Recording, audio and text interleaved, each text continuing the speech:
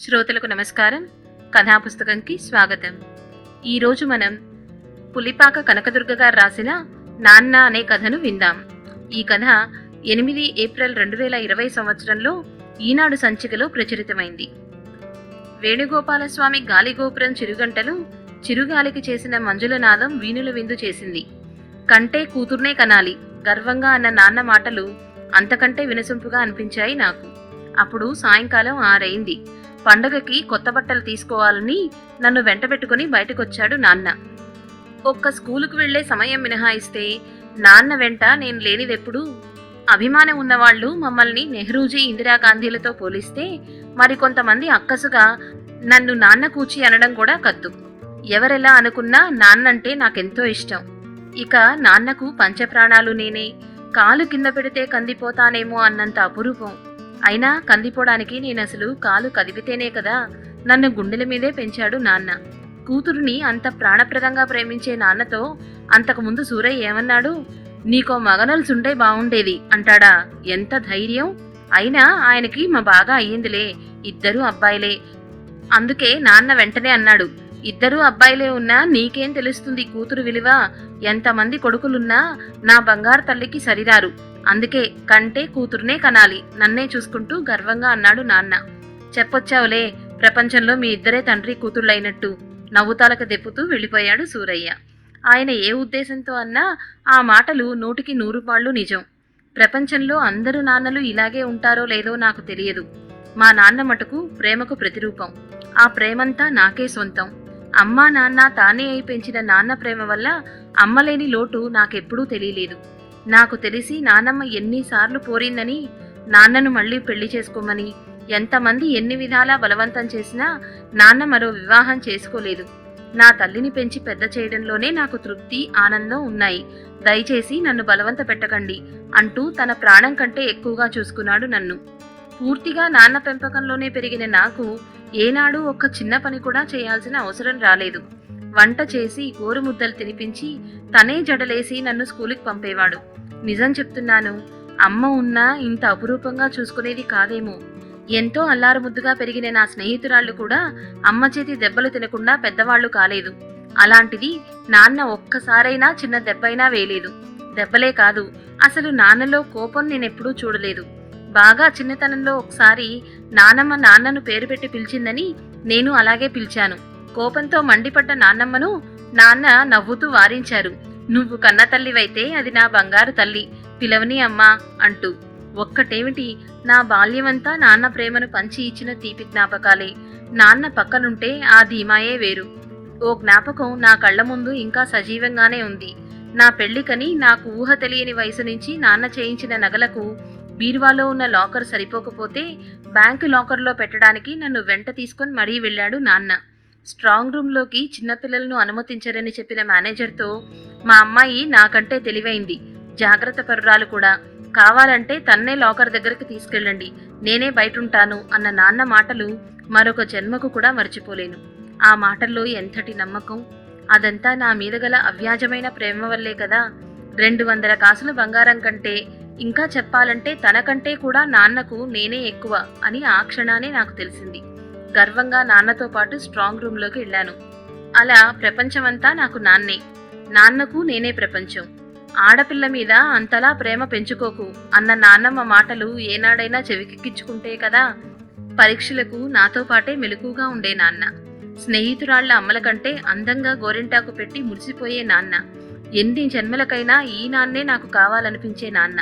నన్ను మితిమించి ముద్దు చేయవద్దనే నానమ్మ మాటలను అస్సలు వినిపించుకునేవాడు కాదు. నా అరచేతిన పండిన గోరింటాకు ఎరుపు కంటే నాన్న కళ్లల్లో మెరుపు మరింత ప్రకాశవంతంగా ఉండడం ఆయనకు నా మీదగల ప్రేమకు చిహ్నం. ఎందుకు నాన్న నేనంటే నీకంత ప్రేమ అని అడిగితే, నువ్వు మీ అమ్మ నాకిచ్చిన అపురూపమైన బహుమతివిరా, అయినా కన్నబిడ్డను కాక ఎవరికి పంచని ఈ ప్రేమని అన్న నాన్న మాటలు అలానే హృదయంలో శాశ్వతంగా నిలిచిపోయాయి. అలాంటి నాన్నను ఒక్క పూటైనా విడిచి ఉండడానికి మనసు అంగీకరించేది కాదు. ఒక్కరోజు కూడా ఉండలేని దానివి మీ నాన్నను వదిలి పెళ్ళయ్యాక ఎలా ఉంటావే అని అనింది. నేనసలు పెళ్ళే చేసుకోను, మా నాన్న దగ్గరే ఉంటాను కోపంగా మొహం తిప్పేసుకుంటూ అంతలోనే బావురుమన్నాను. నేను మా నాన్నను విడిచి ఎక్కడికి రానని అందరికీ అర్థమైంది. ఆ తర్వాత ఎవ్వరూ నన్ను తమ ఇంటికి రమ్మని ఒక్కసారి కూడా ఒత్తిడి చేయలేదు. నాన్న పెంపకంలో ప్రేమ, సంతోషం తప్ప లోటు అన్నది తెలియకుండా పెరిగాను. చక్కగా చదువుకున్నాను. డిగ్రీ పూర్తి చేసిన 4 నెలలకు నాకు పెళ్లి నిశ్చయమైంది. నిన్ను విడిచి ఉండలేను నాన్న, నేనసలు పెళ్లి చేసుకోను. పెళ్లి చూపులకు వచ్చిన వారు వెళ్ళిపోగానే ఏడుస్తూ అన్న నా మాటలకు నాన్న కళ్ళల్లో కూడా నీళ్లు తిరిగాయి. తప్పురా బంగారు, నువ్వు పెళ్లి చేసుకుని సంతోషంగా ఉంటేనే కదా నాకు ఆనందం. నన్ను నాన్న అని పిలిచే బంగారు తల్లి కడుపున పుట్టి మళ్ళీ నేను నిన్ను అమ్మ అని పిలిచి రుణం తీర్చుకుంటాను అన్నారు నాన్న. నువ్వలా మాట్లాడితే నేనసలు పెళ్లే చేసుకోను. దుఃఖం ఉధృతి పెరిగిపోతోంది నాలో. వద్దురా, అంత మాటలకు. నువ్వు పిల్లా పాపలతో చల్లగా ఉండాలి. పెళ్ళైతే మటుకు ఏమైంది? ఎప్పుడంటే అప్పుడు నువ్విక్కడికి రావచ్చు. చూడాలనిపించినప్పుడు నేనొస్తాను నచ్చ చెప్తూ అన్నారు నాన్న. అలా హరికి భార్యనయ్యాను. అమ్మాయిల మనసు దోచేంత అందగాడు ఆయన. అంతేకాదు, ప్రేమించిన హృదయం ఆయన సొంతం. ఆయనకు నేనంటే చాలా ప్రేమ. మాది ఉమ్మడి కుటుంబం. ఏ బంగారు పూలతో పూజ చేశానో కానీ ప్రాణం ఇచ్చే నాన్నను, ప్రాణప్రదంగా ప్రేమించే భర్తను పొందాను. ఆయన చెల్లెళ్ళిద్దరూ, మా అత్తగారు మాతోనే ఉంటారు. చిన్న వయసులోనే భర్త పోయినా పిల్లలను ప్రయోజకులుగా తీర్చిదిద్దింది మా అత్తగారు. విశాలమైన లోగిలి మా అత్తగారిల్లు. కన్న కూతురిలా చూసుకోపోయినా మా అత్తగారు నాతో సఖ్యంగానే ఉంటారు. ఇక మా ఆడబొడుచులు గీత, సుధ నాతో ఇట్టే కలిసిపోయారు. తోబుట్టువులు లేక ఒంటరిగా పెరిగిన నాకు వాళ్లతో కలిసి ఉండడం ఎంతో సంతోషాన్నిచ్చింది. సత్యనారాయణ స్వామి వ్రతంతో మొదలైన కొత్త జీవితం చాలా ఆనందంగా ఉంది. 10 రోజులు 10 క్షణాల్లా గడిచిపోయాయి. అప్పుడొచ్చాడు నాన్న. ఒక్క క్షణం నాలో మార్పుని నేనే నమ్మలేకపోయాను. ఇన్ని రోజులు నాన్న లేకుండా ఎలా ఉండగలిగాను? తండ్రి ప్రేమను మరిపించే భర్త దొరికినందుకు సంతోషించాలో, నాన్నను ఇంత త్వరగా మర్చిపోయినందుకు బాధపడాలో అర్థం కాలేదు. ఈ 10 రోజుల్లో నాన్న కొంచెం డీలా పడ్డాడు. నన్ను చూసిన ఆయన కళ్ళల్లో అమితమైన సంతోషం. ఒక్కటంటే ఒక్కరోజే ఉండి నాన్న వెళ్ళిపోతుంటే దుఃఖం ఆగలేదు నాకు. ఏడవకు బంగారు, నువ్విలా సంతోషంగా ఉంటే నాకెంత తృప్తిగా ఉందో తెలుసా? నువ్వెప్పుడు ఇలాగే సంతోషంగా ఉండాలి తల నిమురుతూ వాత్సల్యంగా అన్నారు నాన్న. నాన్నతో ఉండలేని నా నిస్సహాయతకు నాకే ఏడుపొచ్చింది. నాన్న వెళ్ళిపోతుంటే వెక్కి వెక్కి ఏడుస్తున్న నన్ను ఆయన తన గుండెల్లో అపురూపంగా పొదుపుకున్నారు. అదే నాకు శాశ్వతమైన నిలవైంది. అది మొదలు ఆయన గుండెల్లోనే కాపురం ఉండిపోయాను. ఇంటి కోడలిగా బాధ్యతలు అందుకొని అత్తగారికి విశ్రాంతినిచ్చాను. బాధ్యతలు తీసుకున్నా అత్తగారి మాటకు విలువిచ్చి ఆవిడ మాట ప్రకారమే నడుచుకుని మంచి కోడలు అనిపించుకున్నాను. ఆడబడుచుల పెళ్లిళ్లు ఘనంగా చేశాం. ఇప్పుడు నాన్న అరుదుగా వచ్చే అతిథి. తెలియకుండానే నాన్న దూరబంధువైపోయాడు. ఒక్కొక్కప్పుడు నాకే ఆశ్చర్యంగా ఉంటుంది. ఒక్కరోజైనా నాన్నను విడిచి ఉండలేని నేను ఇప్పుడు నెలలకు నెలలు నాన్నను చూడకుండా ఎలా ఉండగలుగుతున్నానా అని. 5 సంవత్సరాలు ఇట్టే గడిచిపోయాయి. మా అనురాగ దాంపత్యానికి గుర్తుగా మాకిప్పుడు 3 ఏళ్ల పాప. సకుటుంబంగా అందరం పెద్దాడబడుచు గృహప్రవేశానికి వచ్చాం. గృహప్రవేశం నిర్విఘ్నంగా జరిగింది. అక్కడ రాధత్తను చూడగానే సంతోషం ముప్పిరిగొంది. రాధత్తయ్య నాకు స్వయానా మేనత్త. కుశల ప్రశ్నలయ్యాయి. నువ్వు కూడా మీ నాన్న చేసిన పొరపాటు చెయ్యకు ఇందు. పిల్లకు 3 నిండాయి కదా, ఈసారి అబ్బాయిని కను మాటల సందర్భంలో అంది అత్తయ్య. అత్తయ్య మాటలకు మనసు కీడు శంకించింది. నాన్న ఎలా ఉన్నారత్తా? అప్పుడే గుర్తొచ్చినట్టుగా అడిగాను భయంగా. అదేమిటే, నీకు తెలీదా? మీ నాన్నకు 4 రోజుల నుంచి ఒకటే జ్వరం. పాపం, కాస్త జావ కాచిచ్చే దిక్కు కూడా లేదు. నాకు వీలైనప్పుడు ఇంత ఉడకేసి పెట్టొచ్చాను. 4 రోజులైంది నేను కూడా వెళ్ళి. ఇది కూడా తెలీదా నీకు అన్నట్టు విచిత్రంగా చూస్తూ చెప్పింది అత్తయ్య. అత్తయ్య మాటలకు ఒక్కసారిగా గుండె జారిపోయినట్టుగా అనిపించింది. ఎంతైనా కూతురు కూతురే ఇందు. పెళ్ళయ్యాక ఆడపిల్లకు ఏం స్వతంత్రం ఉంటుంది? మీ నాన్నకు పట్టిన గతి నీకు కూడా పట్టకూడదనే చెప్తున్నాను. వెంటనే ఓ కొడుకును కను. తన ధోరణిలో తను చెప్పుకుపోతోంది అత్తయ్య. నా మెదడులో వేల విస్ఫోటనాలు. విపరీతంగా కళ్ళు తిరుగుతున్నట్టుగా అనిపించి అక్కడి నుండి పెరట్లోకి వచ్చేశాను. అత్తయ్య నాన్న గురించి నాకు 4 రోజుల నుంచే తెలీదు అని అనుకుంటోంది. కానీ పాపం ఆవిడకేం తెలుసు? 3 ఏళ్లలో నాన్నను నేను 2 సార్లు మాత్రమే చూడగలిగాను. ఏడాది కిందట నాన్నకు వంట మనిషిని కుదిర్చి ఆ ఊసే మర్చిపోయాను నేను. కొవ్వొత్తిలా తను కాలిపోతూ నాకు వెలుగునిచ్చిన నాన్నకు నేను చూపించిన కృతజ్ఞతకు నాకు నిష్కృతి ఉండదనిపించింది. నాకు సమస్తము ఇచ్చిన నాన్నకు నేనేం చేయగలిగాను? నాన్న అంటూ హృదయం మూగగా రోదించింది. క్షణక్షణానికి నాలో నిస్త్రాణ పెరిగిపోయింది. నన్ను వెతుక్కుంటూ వచ్చిన ఆయన వెంటనే మమ్మల్ని తిరుగు ప్రయాణం కట్టించారు. దారంతా ఆయనకు నా గురించిన ఆందోళనే. ఇంటికి రాగానే నీరసంగా మంచం మీద వాలిపోయాను.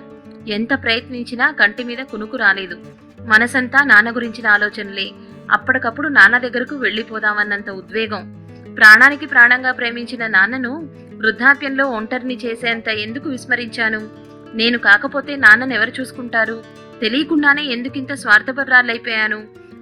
నాన్న కూడా నాలాగే తన సుఖం చూసుకొనుంటే ఈరోజు నేనిలా ఉండగలిగేదాన్నా? మూసి ఉన్న కనుల నుంచి పశ్చాత్తాపం కన్నీటి రూపంలో ప్రవాహమైంది. మర్నాడే వెళ్లి నాన్నని ఇక్కడికి తీసుకొచ్చి ఎప్పటికీ నాతోనే ఉంచేసుకుందామని నిర్ణయించుకున్నాక మనసు కాస్త కుదుటపడింది. మర్నాడు ఉదయమే నా నిర్ణయాన్ని ఇంట్లో చెప్పాను. మీ నాన్నను మన ఇంట్లో ఉంచుకుందామా? అదేదో చేయరాని పని అన్నట్టు, ప్రకృతి నియమాన్ని ఉల్లంఘించినట్టు విడ్డూరంగా అంది మా అత్తగారు. మీ అబ్బాయిని మీరెలా కష్టపడి పెంచారో మా నాన్న నన్ను అంతకంటే ఎక్కువ కష్టపడి పెంచి పెద్ద చేశారత్తయ్య. మీరు మీ అబ్బాయితో ఉన్నప్పుడు మా నాన్న నా దగ్గర ఉంటే తప్పే ఉంది, సాధ్యమైనంత మామూలుగా అన్నాను. ఆవిడ నన్నొక పిచ్చిదాన్ని చూసినట్టు చూసింది. నిజం మాట్లాడేవాళ్లు పిచ్చివాళ్లలా కనిపిస్తారని నాకప్పుడే అర్థమైంది.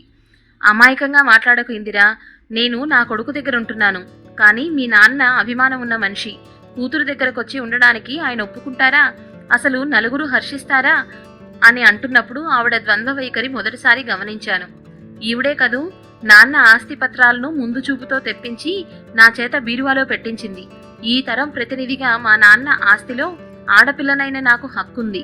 బాధ్యత తీసుకోవడం దగ్గరకు వచ్చేసరికి మాత్రం వెనకటి కాలం నాటి అమ్మాయిల్లా సాంప్రదాయం పేరిట మా నాన్న బాధ్యతలు నాకు లేవు. మనిషిలోని డబుల్ స్టాండర్డ్స్ మీద తీవ్రమైన అసహాయం వేసింది. అలాగైతే మా నాన్న ఆస్తి పత్రాలు మా నాన్నకిచ్చేస్తాను. ఎవరినైనా అబ్బాయిని పెంచుకుని తన ఆస్తి ఆ అబ్బాయికి రాసిస్తే ఆయనకు కాస్త ఆసరాగా ఉంటుంది. క్రీగంటనే అత్తగారిని గమనిస్తూ అన్నాను. ఆవిడ గొంతులో పచ్చి వెలక్కాయ పడ్డట్టయింది. ఏంటమ్మా ఇందు, కూతురు దగ్గర తండ్రి ఉండడం ప్రపంచంలో ఎక్కడైనా ఉందా? ఉన్నమాట అన్నా అన్ని నీకంత కోపం అయితే ఎలా? తెలివిగా బదులిచ్చింది ఆవిడ. అది కాదు ఇందు అంటూ మా వారు కల్పించుకోపోయారు. మీరాగండి, అసలు మీ ప్రేమ మైకంలో పడే మా నాన్నను పట్టించుకోలేదు. కోపంగా కస్సుమన్నాను. నా మాటలకు ఆయన కళ్లల్లో చిలిపితనం తొంగి చూసింది. కానీ నా సీరియస్నెస్ గమనించి మామూలుగా మాట్లాడారు. ఇందు, నన్ను కాస్త మాట్లాడనిస్తావా అని వాళ్ళ అమ్మ వైపు తిరిగి అన్నారు. అమ్మా, ఇందిరి మాటల్లో వాస్తవం ఉంది. వెనకటి రోజుల్లో ఉమ్మడి కుటుంబాలుండేవి. ఆడపిల్ల పెళ్ళయ్యాక ఆమె తల్లిదండ్రుల బాధ్యతని ఉమ్మడి కుటుంబ సభ్యులు తీసుకునేవారు. అందువల్ల కొడుకులు లేని వారికి ఇబ్బంది ఉండేది కాదు. ఇప్పుడు ఉమ్మడి కుటుంబాలు ఎక్కడున్నాయి? ఒక్కతే అమ్మాయిని కళ్ళల్లో పెట్టుకొని పెంచి పెద్ద చేసిన తల్లిదండ్రులను ఆమె పెళ్ళయ్యాక మీ కర్మ మీరు అనుభవించండి అంటూ వదిలేయడం న్యాయం కాదు. కాలంతో పాటు మనము మారాలి. చెల్లాయిల పెళ్లి ఘనంగా చేశామంటే అది ఇందు నాన్నగారి సాయం వల్లే కదా. ఈ రోజున మనకు ఇంత శాంతి సంతోషం అంతా ఆయన కూతురి వల్లే కదా. అలాంటి ఆయన్ను మనతో ఉంచుకొని ఒంటరితనం దూరం చేయడం వల్ల సంప్రదాయానికి వచ్చిన నష్టమేమీ లేదు. ఆయన మాటలకు అత్తగారు కూడా కన్విన్స్ అయ్యారు. నాన్నని ఇక్కడికి తీసుకురావడానికి అన్ని అభ్యంతరాలు తొలగిపోయాయి. నాన్నను తీసుకురావడానికి నేను ఈయన పాపను వెంటబెట్టుకుని మా ఊరు వెళ్ళాం. శుష్కించిన నాన్నను చూడగానే ఏడుపు ఆపుకోలేకపోయాను. అంత నీరసంలోనూ నన్ను చూడగానే నాన్న కళ్ళల్లో వెలుగు. ఎందుకురా కన్నీళ్లు? ఇప్పుడు నాకేమైందని సౌనాయింపుగా అన్నారు నాన్న. కన్నీరు నిండిన కళ్లతో ఓ మారు ఇల్లంతా పరికించాను. అపరిశుభ్రతకు నిలయంలా ఉంది. శుభ్రతకు ప్రాణం పెట్టే నాన్న ఇలాంటి వాతావరణంలో ఉండవలసి రావడం వచ్చినందుకు చాలా బాధగా అనిపించింది. అక్కడ ఒక్క క్షణం కూడా నాన్నను ఉంచాలి అని అనిపించలేదు. నాన్న, ఇక్కడ అస్సలు బాలేదు. నువ్వు నాతో బయలుదేరు. ఇక నుంచి మనం అందరం కలిసే ఉందాం అన్నాను. నాకిక్కడ ఇప్పుడు ఏం తక్కువైందిరా ఇందు? నువ్వు కుదిర్చి వెళ్ళిన వంట మనిషి మానేసింది.